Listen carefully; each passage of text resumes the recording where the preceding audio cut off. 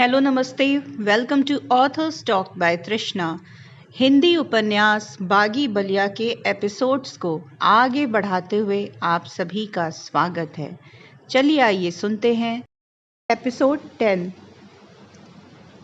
दीवाना वार चारों सिमत ढूंढा उसे, फिर मोहब्बत ने खुदकुशी कर ली है।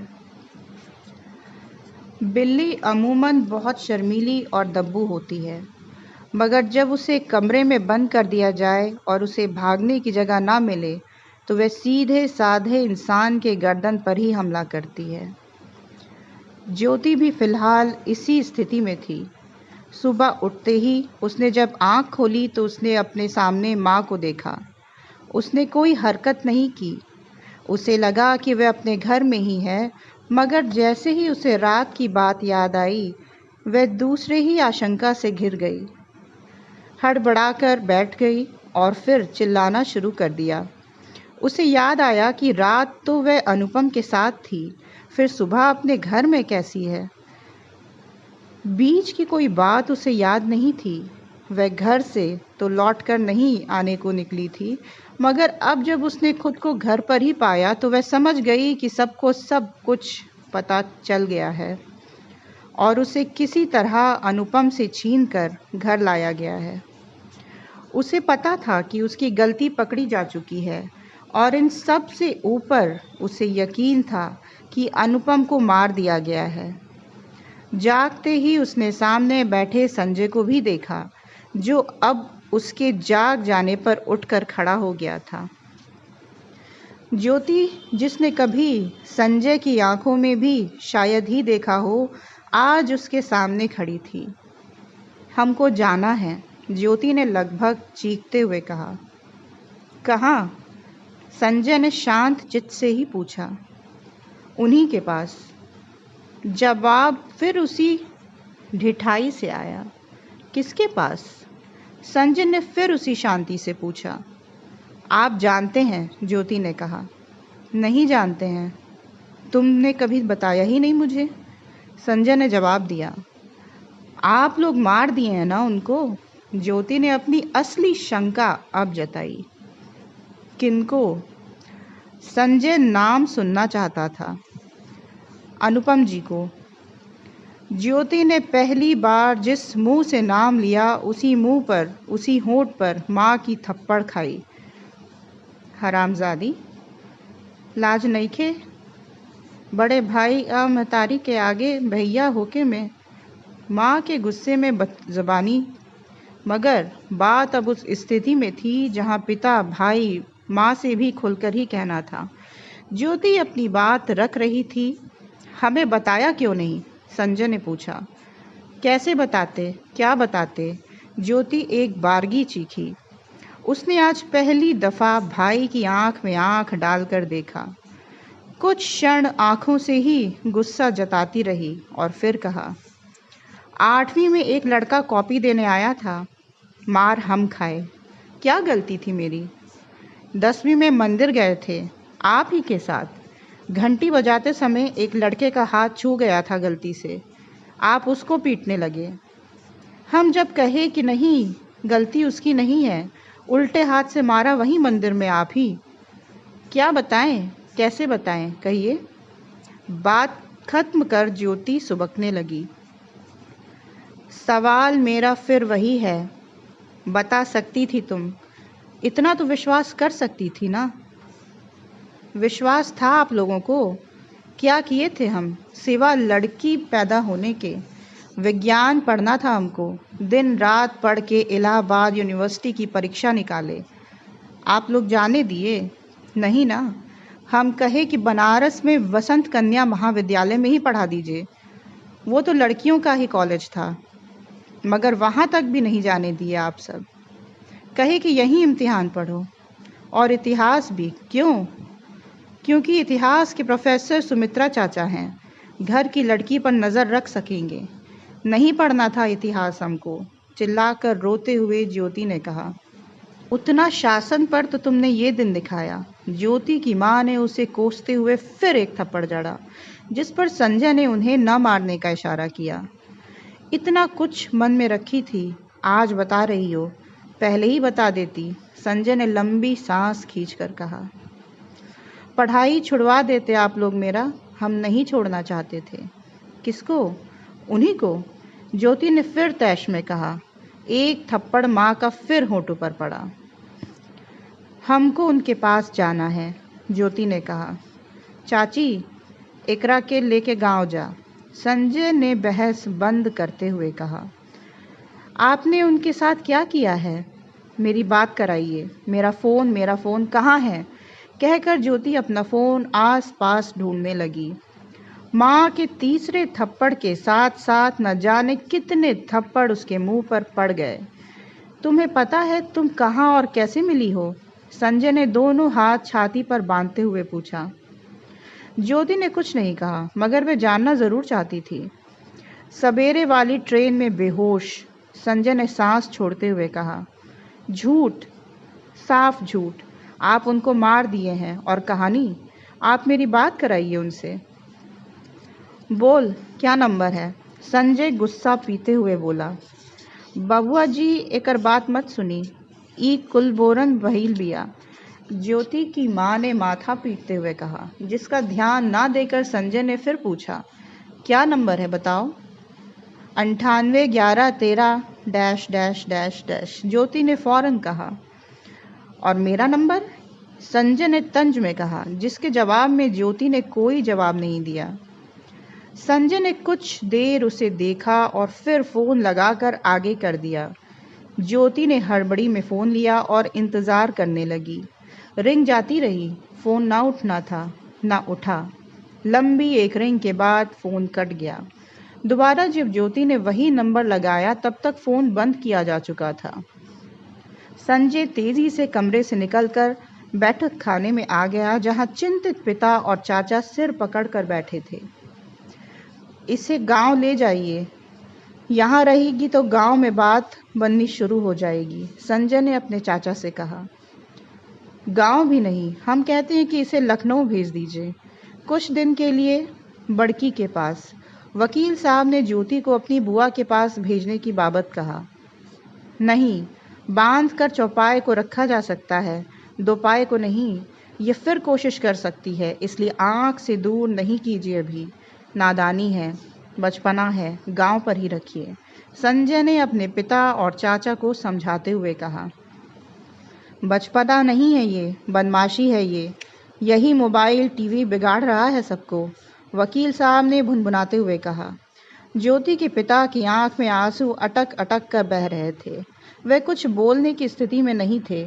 उनके लिए सब्र बस इतना ही था कि बात अभी चार दीवारी से बाहर नहीं गई थी। मगर वे गलत थे। बात न सिर्फ चार दीवारी के बाहर गई थी, बल्कि अब तो लोगों की जेबों में रखे मोबाइल के जरिए लोगों की जुबान पर भी आ गई थी। दोपहर होते होते एक वीडियो एक मोबाइल से दूसरे मोबाइल तक विश्व बैल की तरह फैलने लगा था। रफ़ीक के लड़कों का जाल जिले भर में था, इसीलिए उसका पता जल्द ही लग गया। नसीम भागता हुआ जब रफ़ीक के पास पहुंचा तो उसकी ज़ुबान उसके दिमाग का साथ नहीं दे पा रही थी। अनगल ही कुछ बुदबुदाते हुए उसने अपना मोबाइल रफ़ीक के सामने कर दिया। रफ़ीक ने जब वह वीडियो शुरू की तो सन्न रह गया।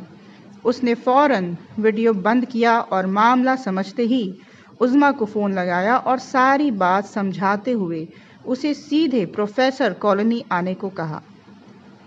चूँकि नाराज़गी के कारण संजय ने उससे मिलने से इनकार कर दिया था, इसलिए रफ़ीक ने उज़्मा को नसीम के साथ ही संजय के घर भेजना ठीक समझा। रफ़ीक के कहने पर प्रोफेसर कॉलोनी से नसीम ने उज़्मा को लिया और रफ़ीक की बाइक में बैठाकर वकील साहब के घर ले गया। उज़्मा को नीचे खड़ी देखकर संजय की माँ और चाची गुस्से से आग बबूला हो गए। ऐसी स्थिति में सहेलियों भी कोप भाजन और लड़की के भागने का सहायक मान ली जाती हैं। घर की औरतों ने फरमान जारी किया कि लड़की को नीचे से ही लौटा दिया जाए। संजय जानता था कि उज़्मा को स्थिति की जानकारी है, मगर फिर भी संजय ने घर की औरतों से ये कहते हुए बात संभाली कि संभव है कि उज़्मा को कुछ भी पता ना हो और ऐसी स्थिति में उसे नहीं मिलने देने से ज़्यादा संशय उत्पन्न हो जाएगा।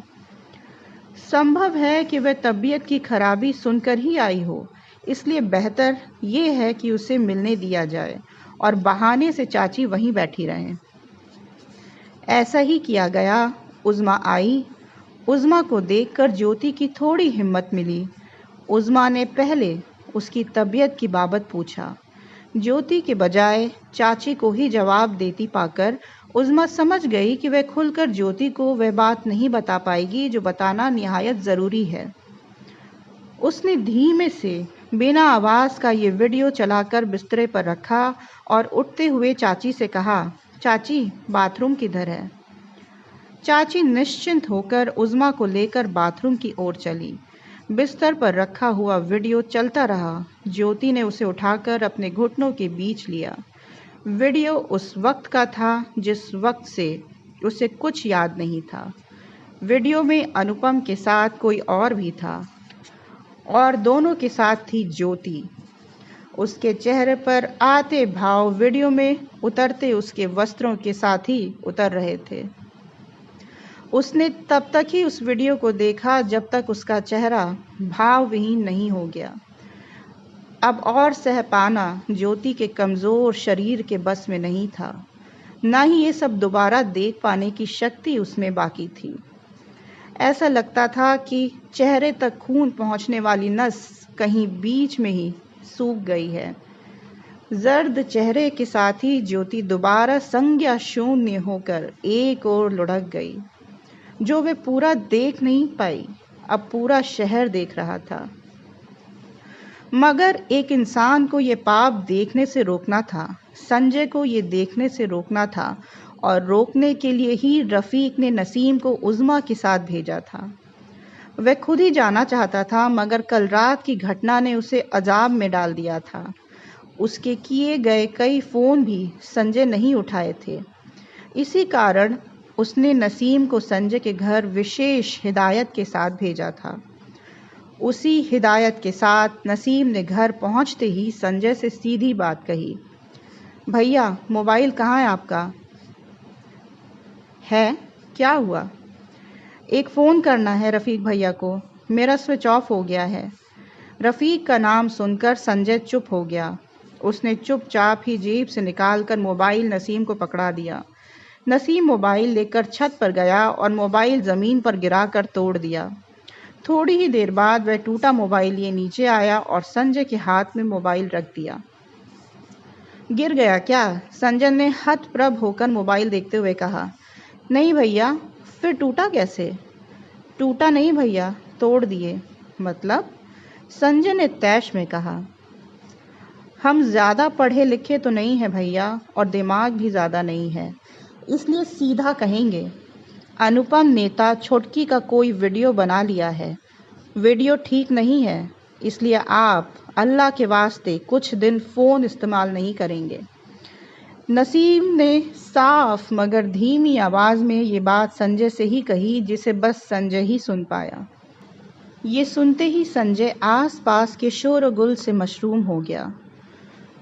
उसके कानों में सीटियां सी बजने लगी। वह वहीं दीवार से लग गया। ऐसा नहीं था कि संजय को ऐसी किसी गलीज हरकत का अंदेशा नहीं था, मगर वह फिर भी मन में आते इस ख्याल को टालता ही रहा। अब जब उसकी शंका साबित हो गई, दीवार से लगे हुए वह वहीं छत पर निर्जीव से बैठ गया। नसीम ने देखा कि उज़्मा नीचे मेहमान खाने में पहुंच चुकी है, तो वह भी छत से नीचे उतर आया। छत पर बेजान संजय रह गया और कमरे में बेहोश ज्योति। नसीम ने बाइक स्टार्ट की, उस पर उज़्मा बैठी और गाड़ी गली से ओझल हो गई। कभी कभी मन न चाहते हुए भी ये मानने का बोध हो जाता है कि बुरा वक्त वाकई ग्रह नक्षत्रों से संचालित होता है। चीज़ें सही चलते चलते अचानक ही गलत होने लगती हैं, और ये समस्याएं एक एक कर नहीं बल्कि एक साथ आकर व्यक्ति के मनोबल पर प्रहार करती हैं, और यूं करती हैं कि वह व्यक्ति स्वयं भी स्वयं को भाग्य के हाथ की कठपुतली समझने लगता है।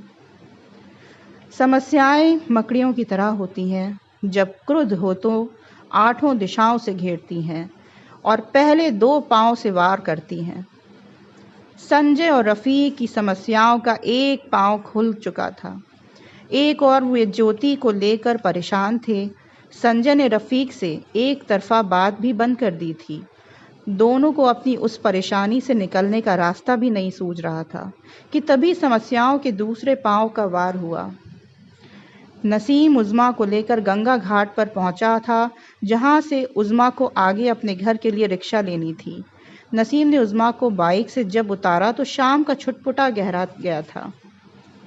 दरअसल अंधकार हो जाने पर ही उज़्मा को रिक्शा पर बैठाने की सलाह रफ़ीक ने दी थी। बाइक से उतरकर बुर्के से ढकी उज़्मा सीधी रिक्शे पर बैठ गई। उसका रिक्शा जैसे ही आगे बढ़ा, उसके पटाखे जैसी कुछ आवाज़ सुनी। उसे लगा कि शायद किसी रिक्शे का टायर फटा होगा। उसने मुड़कर देखने की कोशिश नहीं की। लड़कियां यूं भी मुड़कर नहीं देखा करती, ऐसा उसने हिदायतों में सीख लिया था। सो उसका रिक्शा आगे की ओर निकल गया। वह देख भी नहीं पाई कि उसके पीछे नसीम को गोली मार दी गई है और वह बाइक समेत सड़क पर गिर पड़ा है। भगदड़ मच गई थी। पेड़ के 2 तनों के बीच से गोली मारने वाला हाथ उज़्मा के उसी भाई के थे, जिसकी उम्र अभी 16 साल भी नहीं थी। वह देख भी नहीं पाई कि उसके पीछे उसका प्यारा भाई इतना बड़ा हो गया है कि गैरती कत्ल के लिए बंदूक उठा सकता है।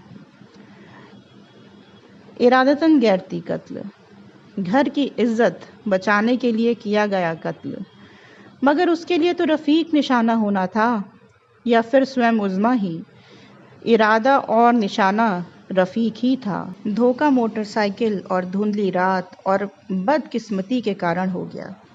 मगर ये सब भी उज़्मा कहाँ देख पाई। वह तो ये भी नहीं देख पाई कि उसका मासूम भाई सचमुच इतना मासूम है कि पीछे खड़े अनुपम राय के हाथ की कठपुतली होकर रफ़ीक के भ्रम में नसीम को गोली मार बैठा है। वह नहीं देख पाई कि उस भीड़ में से भी अनुपम राय उस लड़के को काम पूरा करवाकर गाड़ी में बिठाकर वहां से भगा ले गया है। अब वहां कुछ है तो लोगों का शोर और गुल, भगदड़ और सड़क पर गरम खून से सनी एक लाश। पुलिस चौकी से महज 100 मीटर की दूरी पर अंजाम दी गई ये दुस्साहसिक घटना, जिसकी खबर पुलिस को ना होना एक असंभव सी घटना ही थी। मगर लोकोक्ति ही है, जिधर जिल्ले इलाही उधर मुंसिफ सिपाही। सो पुलिस भी खबर करने की कवायद के बाद ही पहुंची। नसीम अब नसीम था, एक लाश था जिसकी पहचान की कवायद शुरू हो गई थी। नसीम जो कल तक दोस्त था, जान देने को आतुर भाई था, आज महज एक शरीर था और रफ़ीक के भ्रम में मारा गया था। और रफ़ीक, उस तक तब खबर पहुंची तो वह जड़ हो गया। आज सुबह ही ज्योति वाली घटना और फिर संजय का उसे जिम्मेदार ठहराया जाना ही उसे तोड़ चुका था। नसीम की सुनकर वह बिखर गया। बिरजू ने जब उसे ये खबर दी तो उसे एक बार के विश्वास ही नहीं हुआ। अभी घंटे भर पहले तो उसने उज़्मा को नसीम के साथ भेजा था। उसने उज़्मा को फ़ोन लगाकर पूछा तो वह भी अनभिज्ञ थी। बात उस तक अभी पहुंची नहीं थी। फ़ोन रखकर वह बदहवास कचहरी रोड की तरफ भागा। जब तक वह पहुंचा तब तक नसीम के शरीर को पुलिस अपने कब्जे में ले चुकी थी। रफ़ीक वहां से दौड़ा और सीधा पुलिस थाने पहुंचा, जहां संजय, बिरजू और रफ़ीक के पिता सगीर अहमद पहले से ही पहुंच गए थे। रफ़ीक को देखते ही उनका पारा 7वें आसमान पर पहुंच गया। आ गए बखुरदार, सगीर अहमद ने कठोर आवाज़ में कहा।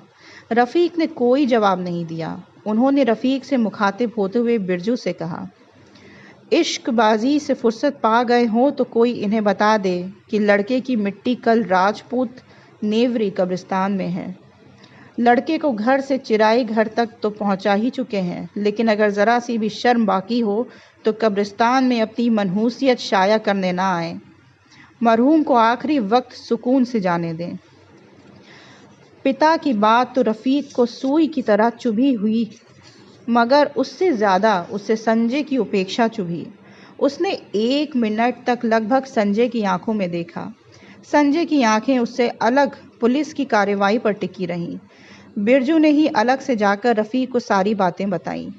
ये भी कि दबी ज़ुबान में लोग ये कह रहे हैं कि गोली मुस्तकिन हसन के बेटे और उज़मा के छोटे भाई इसरार ने ही मारा है। ये भी कि गोली चलाने वाली उंगलियां उसकी थीं, मगर हाथ अनुपम राय का है। मगर ये सब बातें दबी ज़ुबान से ही कही जा रही हैं। मुंह खोलने को कोई राज़ी नहीं है। कारण झुन्नू भैया का खौफ और मुस्तकिम हसन का रुतबा है। ये भी कि संभवतः गैरती कत्ल का इरादा था और निशाना रफ़ीक था। रात और मोटरसाइकिल के भ्रम की वजह से रफ़ीक बच गया और नसीम हलाक हुआ। बिरजू ने चुपचाप और गूढ़ भाषा में ही रफ़ीक को सारी बातें बताईं, मगर रफ़ीक के जहन में एक ही बात घूमती रही। रफ़ीक की जगह नसीम हलाक हुआ। वह जड़ सा खड़ा बिरजू के हिलते होठों को देखता रहा। अपराध बोध उसके सुनने और समझने की शक्ति उस वक्त के लिए क्षीण कर दी थी। उसकी जड़ता तब टूटी जब एक पुलिस अधिकारी ने उसे झकझोरा। भीतर ले जाकर पुलिस ने मोटरसाइकिल से जुड़े कुछ सवालात उससे किए, जिसके जवाब देकर रफ़ीक बिना किसी से कुछ कहे उल्टे कदमों से पीछे हटता हुआ बाहर निकल गया। संजय बहरहाल देर रात तक थाने के बाहर ही खड़ा रहा। संजय ने महसूस किया कि उसके गले में कुछ आकर ठहर गया है, जो बार बार थूक घोंटने पर दर्द हो रहा है। और छात्र राजनीति एक मुस्लिम छात्र की हत्या के बाद से उबाल पर थी। हत्या एक मुस्लिम विद्यार्थी की हुई थी। प्रशासन खामोश था और ना ही उसके मित्र रफ़ीक और संजय ने ही कुछ ठोस किया था। नसीम ज़ाहिराना तौर पर रफ़ीक के साथ था और रफ़ीक संजय के साथ। इस तरह से अनुपम राय ने मुस्लिम छात्रों के वोटों को ध्रुवीकरण अपने पक्ष में की यूं कर लिया कि संजय और बाकी छात्र नेताओं को मुस्लिमों की जान की चिंता नहीं है। बात कुछ हद तक सही भी थी। संजय अपनी घरेलू समस्या में इस कदर फंसा था कि वह इस पर वक्त ही नहीं दे पाया, और रफ़ीक तो संजय की नाराज़गी के बाद बिल्कुल ही काट हो गया। उसने उस घटना के बाद उज़मा को फ़ोन लगाया तो उसका फ़ोन स्विच ऑफ ही आया। मगर नसीम की मौत से सबसे बुरा ये हो रहा था कि विश्वविद्यालय का मुस्लिम वोट संजय से खिसककर अनुपम राय के वोटों में मिल गया था। दुख की मात्रा नापने की कोई इकाई होती तो ये साबित कर पाना बिल्कुल भी मुश्किल नहीं होता कि विश्वास का टूटना श्वास के टूटने से कहीं अधिक कष्टकारी होता है। चले जाने का भाव वह घाव है जो दिखता नहीं मगर हर क्षण टीसता रहता है। दैहिक छल दैहिक कम और मानसिक अधिक होता है। मस्तिष्क के तंतु हर क्षण हृदय को धिक्कार तरंगे भेजते रहते हैं। पहले चैन के निर्णय में ही यदि छल मिले तो व्यक्ति इस कदर निर्बल हो जाता है कि वह आगे के लिए जाने वाले हर निर्णयों में ताउम्र भयभीत ही रहता है। ज्योति अवसाद में तो थी मगर जाहिर नहीं कर रही थी। वह गांव आ गई थी और चुपचाप अपनी किताबों में मुंह छुपाए रहती थी। बात बात में माँ के ताने वह चुप होकर सुन लेती थी। अकेले में रो लेना तो जैसे नियति हो रही थी। घर के काम पहले जैसे ही करती थी, अब बल्कि ज़्यादा ही करने लगी थी। देखकर कोई नहीं कह सकता था कि उसके मन में कुछ खतरनाक चल रहा था। उस रोज़ पिता उसके लिए लड़का देखने गंगा पार गए हुए थे। पिता जिसकी इकलौती बेटी पर नज़रें संदिग्ध हो रही हों, जिस पर फिक्रे कसे जा रहे हों, उसकी मन स्थिति का शतांश आकलन करने के लिए भी आपको पिता ही होना पड़ता है। बगैर पिता हुए हम सहानुभूति तो रख सकते हैं, सहानुभूति नहीं महसूस कर सकते। लड़की को जल्द अज जल्द किसी दूर के घर में ब्याह कर यथाकथित इज्जत बचा लेने की जल्दी घर भर को थी। माँ जिसे दोनों ही ओर से पिसना होता है, पति को इज्जत के खातिर पल पल कुड़ते देखने को शापित औरत बेटी के तिल तिल मरते भी देख रही थी। माँ जो बाहर तो लड़ सकती है, लोगों को चुप करा सकती है, मगर अपनी बेटी के आगे ही हार जाती है। माँ जिसे इस बात की चिंता पल पल खाई जाती है कि एक बार देहरी पार गई लड़की दोबारा फिर ऐसा ही न कर बैठे। माँ जिसे बेटी को निकल जाने से ज़्यादा चिंता पति से डांट खाने की है। माँ, जो खुद भी औरत है। मगर समाज की संकीर्ण सोच ने उसकी सोच पर भी वही छदा पर्दा डाल दिया है, जहाँ बाप की पगड़ी और बेटी की चुनरी एक ही कपड़े में बनी होती है। और बेटी, जिसे कहना पड़ता था कि अब चुप कर, न जाने कितने दिनों से अब बोल नहीं रही थी। दिन में ऊँघते पंखे को देखती और रात में रोशनदान में चांद के उतरने आने का इंतज़ार करती रहती। बेटी, जो अब किसी के भी चिल्लाने से ये सोचकर कांप उठती है कि गुस्से का कारण वही है। बेटी, जो माँ को आंचल के किनारे से आंसू पोंछते देखती तो है, मगर उठकर आंसू पोंछ नहीं पाती। उसे झड़क दिए जाने का डर है। ज्योति अब भी किसी विश्वास से धीमे से छुपकर रखे हुए मोबाइल में उसी का नंबर दबा देती है और फ़ोन के स्विच ऑफ बताने पर फिर पंखे को देखने लगती है। सो उस दिन पिता गंगा पार लड़का देखने गए थे और उन्हें आज नहीं लौटना था। घर में माँ के साथ ज्योति अकेली ही थी। रात उसने रोज़ की तरह आंखों में ही बिता दी थी। रात का चौथा पहर आ गया था। ज्योति मुंह अंधेरे ही उठी। दबे पांव उसने दरवाजे की तरफ कदम बढ़ाए। उसे लगा कि वह बाहर निकल ही जाएगी कि तभी उसकी माँ की आवाज़ आई। ज्योति, कहाँ? बाथरूम जा रहे हैं अम्मा। और चप्पल ढूंढने लगी। फिर तो नहीं भागेगी? माँ ने तिरस्कार से ही कहा, जिसका कोई जवाब ज्योति ने नहीं दिया। तुमने तो परेशान करके रख दिया है, माँ ने आधी नींद में ही कहा। अब नहीं करेंगे अम्मा, कहकर ज्योति बाहर निकल गई। गोवर्धन साव चोरों के लिए बुरी साइट थे। रात भर जागने की बीमारी बुढ़ापे के साथ साथ बंधी आती है। खांसते जागते वे रात ही नहीं, इस जीवन में अपने दिन भी काट रहे थे। इसी कारण रात के आहट पाते ही टोक भी देते थे। इस रात भी अपने सामने से बहुत धीमे उन्हें जब पाँव की आहट पाई तो एक पल को सोचा कि पूछ लें, किस घर की हो बिटिया, मगर फिर स्त्रियों के शौच का समय जानकर चुप ही रह गए। थोड़ी ही देर बाद जब गोवर्धन साव ने दूर से जोर की आवाज़ सुनी तो उन्हें लगा कि कुएं में फिर कोई गाय गिर गई है। चौपाए को बचा पाना वैसे भी मुश्किल था और गोवर्धन साव बुजुर्ग भी हो गए थे, इसलिए वे धीमे धीमे चलते हुए कुएं तक आए। के पानी के ठहरने तक उन्हें कुछ दिखाई नहीं दिया। वे लौट गए। कुछ देर बीते तो ज्योति की माँ को पुनः शंका हुई। वे बाहर की ओर भागी। बाहर कुएं पर अब तक भीड़ जमा हो गई थी। उत्सुकतावश वे कुएं तक पहुंच गई। उन्होंने देखा कि एक लड़की की लाश कुएं के पानी पर थिर आई है। सलवार कमीज से बयां किया कि शरीर ज्योति का ही है। उनकी बेटी का शरीर ऊपर आ गया था, ज्योति का शरीर ऊपर आ गया था और ज्योति का तथाकथित कलंक कुएं के अतल गहराइयों में रह गया था। आत्मविश्वास को तोड़ने के लिए तो दुखों के थपेड़े ही काफ़ी होते हैं। फिर यहाँ तो संजय पर दुखों का पहाड़ ही टूट गया था।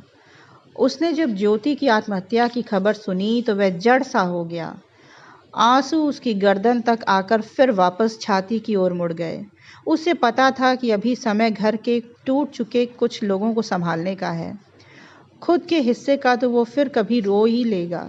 चाचा चाची को संभालने और घर के अन्य सदस्यों को संभालने के साथ साथ क्रियाकर्म की मसरूफियत ने उसे खुद के हिस्से का रो लेने के मोहताज भी नहीं रखा।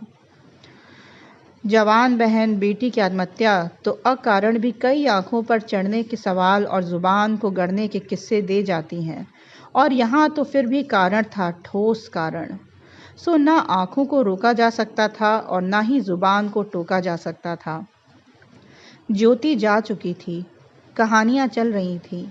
दाह संस्कार के दिन शव यात्रा तक में लोग अपने मन की भुनभुनाते जा रहे थे। संजय मगर इन बातों से दूर शून्य में था। अर्थी से सभी लोगों ने कंधा बदलना, मगर संजय ने आगे दाहिनी तरफ जो एक बार कंधा दिया तो वह शमशान तक यंत्रवत चलता ही गया। उसे जब टोका गया तो उसने देखा कि शमशान घाट आ गया है। उसने ज्योति के पार्थिव शरीर को जमीन पर उतार दिया।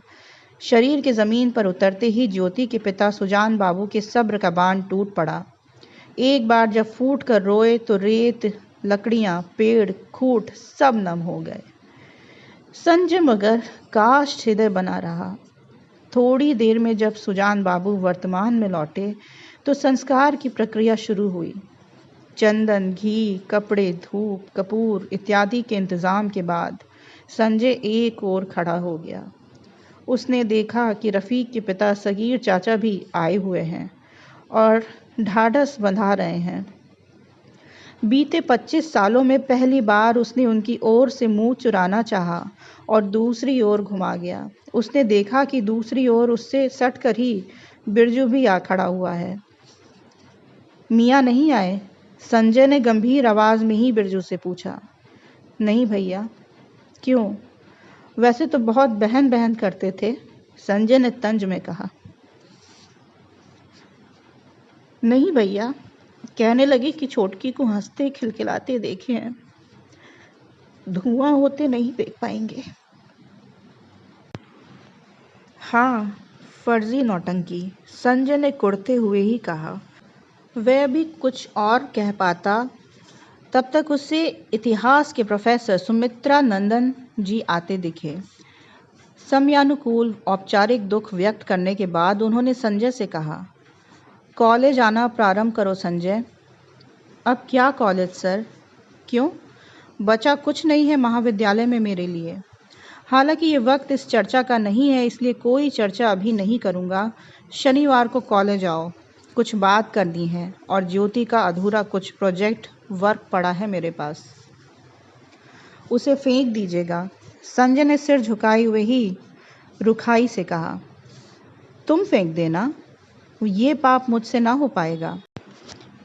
बस तुम वे मुझसे लेकर मुझे उऋण करो। उसे जब देखता हूँ तब ज्योति का चेहरा आंखों के आगे डोल जाता है। इस वक्त ऐसी किसी मानसिक स्थिति में नहीं हूँ, थोड़ा वक्त दीजिएगा, आराम से, जल्दबाजी कोई नहीं है। जब इन सब चीज़ों का असर लगना बंद हो जाए तो आना, कुछ बातें करनी हैं। जी, कहकर संजय अभी आगे कुछ कहने ही वाला था कि कर्मकांड में उसकी ज़रूरत आन पड़ी। वह आगे की ओर बढ़ चला। उसने देखा कि उसकी छोटी बहन लकड़ियों के पास सफ़ेद और ऊपर की ओर काले धुएं में तब्दील होती जा रही थी। उसने महसूस किया कि मांस के फटने की आवाज़ उसके गाल पर पड़ता तमाचा है। उसने महसूस किया कि चटकती हड्डियां हंस रही हैं उस पर। उसने पाया कि जहां अभी कुछ देर पहले उसने अपनी बहन को लिटाया था, वहां अब कोई नहीं है, सिवा एक काले घेरे के जिसे सब लोग राख बता रहे हैं, जिसे अब एक बर्तन में भर दिया जाना है। शमशान घाट के ढाले पर बैठे डाक साहब के साथ बैठे डोम के बच्चों को बताया। लाल किले पर कब्जे के बाद गुलाम कादिर खान ने बादशाह शाह आलम की बहन बेटियों को बेइज्जत करने के लिए कहा कि आज आप ही नाचेंगी और हम देखेंगे। शहजादियों को इज्जत प्यारी थी। लाल किले से लगकर ही जमुना बह रही थी। शहजादियों ने लाल किले से नीचे जमुना में छलांग लगा दी। जमुना में जज्ब हुई जमुना सब छुपा लेती है। इसरार हसन द्वारा किए अथवा करवाए गए इस कत्ल का फौरी असर ये होना ही था कि उज़्मा की पढ़ाई छुड़वाकर उसे घर पर बैठा दिया जाना था और इसरार हसन के खानदान को रहनुमा बताकर खुला छोड़ देना था। मगर हुआ इसका उलट ही। मुस्तकिन हसन का परिवार रूढ़िवादी ज़रूर था मगर व्यवसायी भी था और वे ये बात भी भली भांति जानते थे कि चाहे गैरती ही सही, कत्ल कत्ल होता है। और वह ये भी कि खानदान की इकलौते चिराग द्वारा किया गया कत्ल, जिसे बड़ा होकर महज थोड़े ही सालों में व्यवसाय की ज़मीन संभालनी है। बदले की कार्रवाई का डर तो था ही।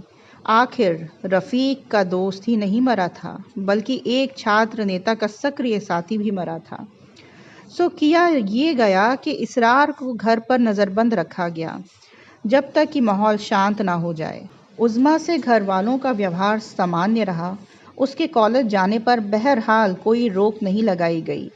हाँ, ये ज़रूर हुआ कि पहले वह अकेले रिक्शा से कॉलेज घर आती जाती थी और अब उसे कोई छोड़ने और ले जाने लगा। उज़्मा भी प्रेम के अब उस पड़ाव पर थी जहाँ उसे अपने घर वालों का डर नहीं था। उसे रफ़ीक की नाराज़गी का भय था। वह जानती थी कि उसके भाई से अक्ष में भूल तो हुई है और रफ़ीक ने इस भूल की क्षमा की उम्मीद बेमानी है, मगर फिर भी इसरार उसका भाई था। उसे उम्मीद थी कि वह अगर एक दफ़ा रफ़ीक से बात कर ले तो वह उसे समझा लेगी, उसे मना लेगी और माफ़ी के लिए राज़ी भी कर लेगी। संभवतः यही उम्मीद मुस्तकिन साहब के परिवार को भी थी। इसी कारण अब तक उसके कॉलेज आने जाने पर पाबंदी नहीं लगी थी। नसीम के कत्ल के एक हफ्ते बाद जब वह पहले दिन कॉलेज आई तो उसकी नज़रों ने आते ही रफ़ीक को ढूंढना शुरू किया। उसने आते ही लोगों की नज़रों को खुद को तौलता हुआ देखा, मगर इस वक्त इसे इन सब चीज़ों की परवाह नहीं थी। परेशानियां प्यार की पर्दादारी खत्म कर देती हैं। वह परेशान थी। इसी परेशानी में उसने जहाँ जहाँ उम्मीद थी वहाँ वहाँ रफ़ीक को ढूंढा। पहले कैंटीन, फिर कॉमन रूम, फिर प्रिंसिपल का कमरा और फिर कार्यालय। बाद इसके वह और परेशान हुई और उसने उसे वहाँ भी ढूंढा जहाँ रफ़ीक के होने का कोई इम्कान नहीं था, मसलन लाइब्रेरी, ग्रीन रूम और तो और वह बेचारी काफ़ी देर तक लड़कों के बाथरूम के बाहर भी खड़ी रही। रफ़ीक को बहरहाल ना दिखना था ना दिखा। इन परेशानियों में वह खुद से ही बोलती, खुद से ही उलझती भी रही। क्यों नहीं आ रहे? ठीक तो है ना? उन्होंने भी इसरार को ही गलत मान लिया। उसकी क्या गलती है? किसी ने मोहरा बना दिया। बच्चा है, माफ़ कर दें, मैं माफ़ी मांग लेती हूँ। कई दफ़ा कहा इस सियासत के चक्कर में ना रहें। नसीम भाई इसी चक्कर में कुर्बान हुए। उनके मौत का हमारे रिश्ते से कोई लेना देना नहीं है। ऐसा ही कई बातें सोचते हुए जब वह कॉलेज की सीढ़ियाँ चढ़ने लगी तो उससे महसूस हुआ कि सीढ़ियाँ आज कुछ ज़्यादा ही लंबी हैं, कुछ ज़्यादा ही बोझिल लग रही हैं। उसे सीढ़ियाँ चढ़ते फौरन ही ज्योति की याद आई और उसकी आंखों में रुका समंदर बांध टूट गया। वह रोना चाह रही थी कि बहाना भी मिल गया था। उसने फौरन अपना नकाब गिराया और लड़कियों के बाथरूम में जाकर फफक कर रो पड़ी। थोड़ी देर में संयत होने के बाद उसने बाथरूम से ही रफ़ीक का नंबर मिलाया। वह जानती थी कि नंबर पिछले कई दिनों से बंद है, मगर शायद कि आज से मजबूर होकर उसने फ़ोन मिलाया। फ़ोन ना मिलना था, ना मिला। वह फिर उदास हुई और लाइब्रेरी में जा बैठी। किताबों में जो आंखें गड़ाई तो हर अक्षर उसे रफ़ीक का चेहरा नज़र आया। उसने किताब से भी नज़र हटा ली। लाइब्रेरी में भी उसे सुकून नहीं मिला। कॉलेज के हर क्षण की उसकी दोस्त ज्योति अब इस दुनिया में ही नहीं थी। रफ़ीक ने उसे छोड़ ही रखा है और संजय से उसे कभी बात ही नहीं की।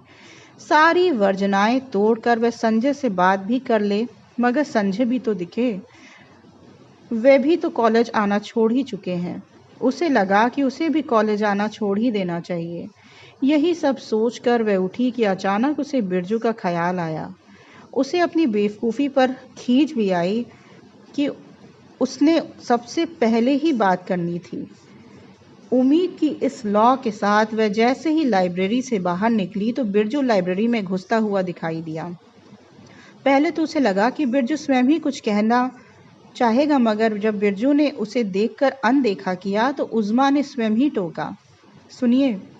उज़्मा की आवाज़ सुनकर बिरजू रुक गया और फिर उसकी ओर मुखातिब होके दृढ़ होकर खड़ा हो गया। कहिए, बिरजू ने कहा। जी वो कहाँ हैं? उज़्मा ने आधी ही बात की थी कि बिरजू ने टोक दिया। क्यों, पिछली दफ़ा निशाना नहीं लगा था क्या? देखिए, उज़्मा ने सफाई देने की कोशिश की, मगर फिर बिरजू ने टोक दिया। देख लिया जी, इन थोड़े दिनों में इतना कुछ देख लिया। राखी बांधती बहन को रस्सी बांधकर कुएं से निकालते देख लिया। दोस्त के लिए आधी रात को खड़े रहने वाले नसीम को सरेआम सड़क पर लाश बनते हुए देख लिया। संजय भैया को आदमी से काठ बनते देख लिया और हर पल जिंदा दिल रफ़ीक भाई को हर पल मरते हुए देख ही रहा हूँ। बिरजू ने कठोरता से कहा। कहाँ हैं वो, प्लीज़ बताइए, उज़्मा ने अधीर होते हुए कहा।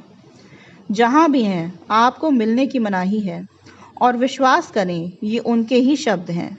वे आपसे नहीं मिलना चाहते। आप अभी ऐसी कोई कोशिश ना करें, कहकर बिरजू लाइब्रेरी में दाखिल हो गया। उज़्मा नीचे की ओर उतरने से पहले कुछ क्षण वहीं ठगी सी खड़ी रही। आंसू आंखों के कोने में भगोने में उफनते दूध की तरह आकर ठहर गए। तो आज के लिए सिर्फ इतना ही। मैं फिर मिलूंगी नए एपिसोड्स के साथ। तब तक सुनते रहिए ऑथर्स टॉक बाय तृष्णा। शुभ रात्रि। बहुत बहुत धन्यवाद।